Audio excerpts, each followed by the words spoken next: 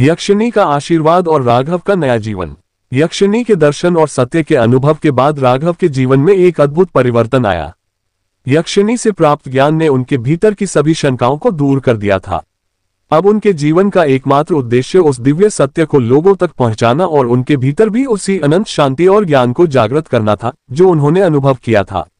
ज्ञान का प्रसार। राघव ने आश्रम में लौटकर अपने शिष्यों और अनुयायियों को यक्षिणी से प्राप्त अनुभवों की शिक्षा देना शुरू किया। उन्होंने उन्हें सिखाया कि सच्चा ज्ञान किसी बाहरी साधन में नहीं बल्कि मन की गहराई में छिपा हुआ है। उन्होंने लोगों को ध्यान और साधना के माध्यम से अपने भीतर के सत्य की ओर बढ़ने का मार्ग बताया। उनके ज्ञान से प्रेरित होकर अनेक लोग उनकी ओर आकर्षित होने लगे और उनके शिष्य बनकर इस मार्ग पर चलने लगे। यक्षिणी की अनुभूति का पुनः आह्वान। समय बीतता गया और राघव का आश्रम सत्य और ज्ञान का केंद्र बन गया। एक दिन ध्यान की गहन अवस्था में राघव ने यक्षिणी का स्मरण किया और अपनी आत्मा में उनके दिव्य स्वरूप का आह्वान किया। तभी उन्होंने महसूस किया कि यक्षिणी की दिव्य उपस्थिति एक बार फिर उनके चारों ओर है। यक्षिणी की आवाज सुनाई दी, राघव, तुमने ज्ञान का प्रसार करके इस संसार में एक महत्वपूर्ण कार्य किया है।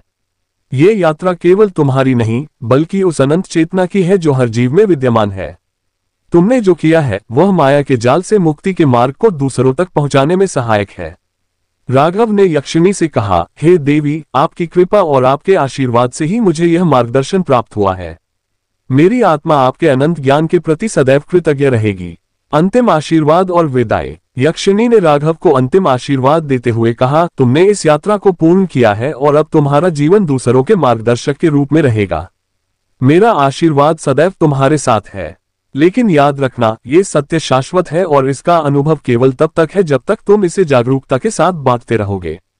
इस अंतिम आशीर्वाद के साथ यक्षिणी का दिव्य स्वरूप धीरे धीरे अदृश्य हो गया, परंतु उनके शब्द और उनका आशीर्वाद राघव के हृदय में सदैव के लिए अंकित हो गया। राघव का संदेश और अंतहीन ज्ञान की यात्रा। यक्षिणी की कथा का यह अंतिम भाग राघव की इस यात्रा को एक पूर्णता की ओर ले जाता है। उन्होंने अपनी जीवन यात्रा में ज्ञान, सत्य और आत्मा की गहराई को समझा और उस अंतिम सत्य का अनुभव किया जिसे प्राप्त करना ही एक साधक का सर्वोच्च उद्देश्य होता है।